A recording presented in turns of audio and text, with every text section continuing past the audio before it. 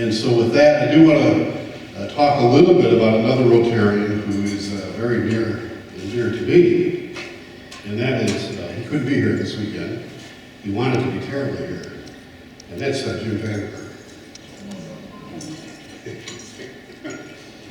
So, Jim Vanderburg was the father of pets. I don't know how many of you know that. I think most of the people in this room probably do know that.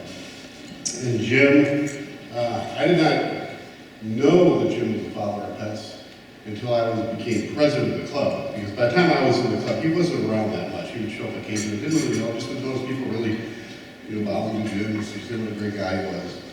And then when I went to my first pets, there, all of a sudden, Jim Vanderburg's on stage and they're honoring him for being the father of pets. And I'm like, hey, I know him. He's in my club. So I walked up to him and I said, hey, Jim, you don't know me, but I'm the president of the club this year. And he goes, yeah, I've seen you in the audience, a couple of times. He goes, well, why don't we have lunch together? So we had lunch together, and that was the start of a great friendship that I had with Jim. And since then, Jim has just been incredible mentor. I can see why he was an RI director, because he would just call me, talk to me about things I've been involved with Rotary, and a couple of years after, it's about 2 years after I was president, he said, well, when you're district governor, and I said, I couldn't be district governor, Jim, it's not going to happen, I'm sorry. I've got too many other things going on. He goes, Dan, it's not that you're not going to be district governor. He says it's when you're going to be district governor, and you're going to be a district governor. And then he wrote out like a whole plan for me being a district governor. And so he's just an amazing guy. And Jim, you don't say no to Jim.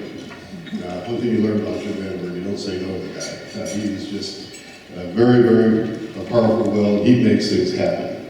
And so I wanted to read, I have this amazing book that Jim gave me. It's all these stories from RI directors and past Rotary presidents. They each write their Rotary why in this book. So I'm going to leave this book out if everybody wants to take a look at it later. But it's an incredible book to read through. And I'm just going to read to you a little bit about Jim. This was what Jim wrote in this book. It's full of different Rotary whys. He says, run, don't walk, was the charter handed to this innocent youth when he was inducted into the Rotary Club of Brea, California, USA. Nothing in my background prepared me for this close, tough, attentive schooling. When I moved my business and was invited to become a member of the Rotary Club of Fullerton, California, the Brea Rotarians were like parents, proud and reluctant and relieved all at the same time. The Fullerton Rotarians encouraged and fostered innovation. I thrived on it in this environment. I was elected governor of District 532, and the multi-district president-elect training program was born. Privileged again, I accepted the invitation to join the RI staff in Evanston, Illinois, to help manage all the RI programs and activities. I'll tell you right here, Jim had an active business, printing business in Fullerton, and he left that business to go to Chicago and be on the RI staff and let his wife stay here and run the business. Rotary will always need talkers and infrastructure builders. But Rotary also requires workers. It was not in me to just talk about peace and understanding. I had to do something about it.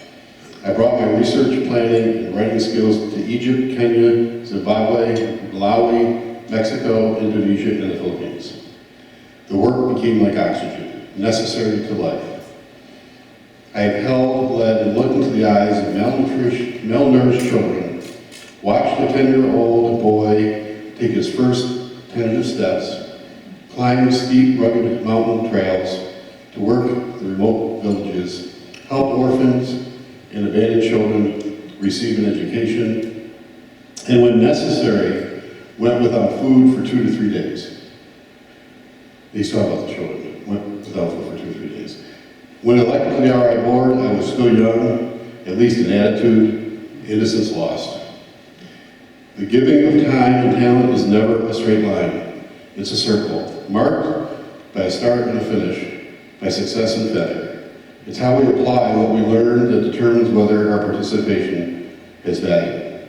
Somewhere between the lines, you'll discover why Rotarians and Rotary's mission is an important, ongoing part of my life. Jim Vanderburg.